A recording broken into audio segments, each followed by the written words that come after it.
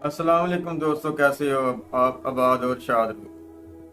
आज का हमारा टॉपिक है कि जो लड़कियां अपने शोहर की वजह से परेशान हैं उनको क्या करना चाहिए।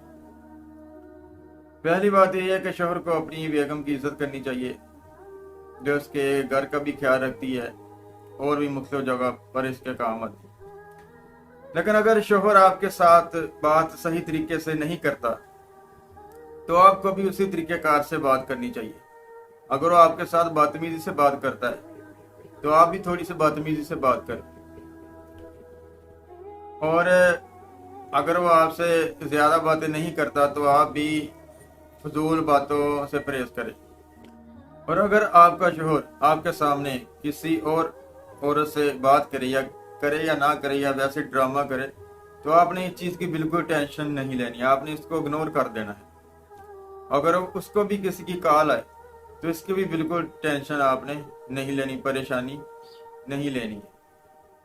अल्लाह रब्बुल इज्जत पर भरोसा करके जिंदगी गुजारे, क्योंकि सोनी अगर मई वाल को खुदा तसव्वुर कर ले उसको तुम बहती हुई गंगा में बहा देते हो। इसलिए कोई भी इंसान है, इंसान को इंसान ही समझकर जिंदगी गुजारनी चाहिए। अल्लाह रब्बुल इज्जत पर इंसान को भरोसा करना चाहिए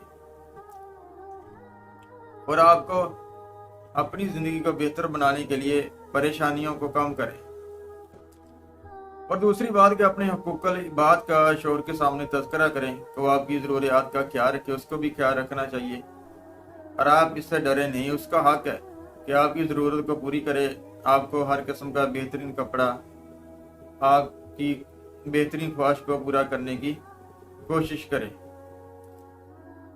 इस तरह इस हिसाब से आपको ये तरीकाकार अपनाना चाहिए।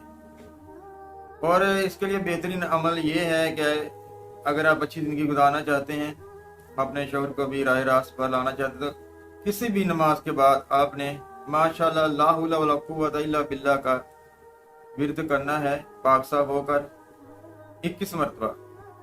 तो इंशाअल्लाह ये आपके लिए बेहतर होगा। तो कमेंट में अपनी राय का इजहार करें, तो चैनल को लाजमी सब्सक्राइब करें। मिलेंगे इंशाअल्लाह नेक्स्ट बार।